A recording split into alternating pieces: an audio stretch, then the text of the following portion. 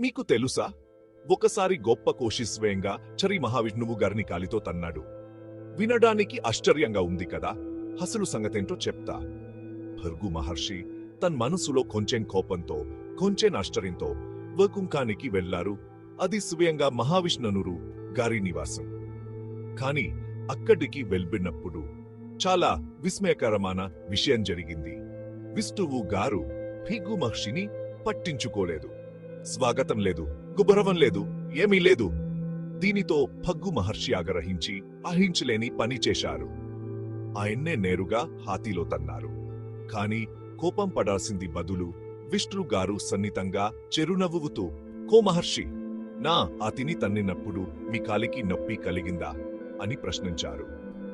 ఆ క్షణంలోనే భృగు మహర్షికి మహావిష్ణువు గారి మహతత్వం, ప్రేమ మరియు కరుతో కూడిన స్వభావం తెలిసింది. ఇది మహావిష్ణువు గారి దివ్య ప్రేమ శక్తి.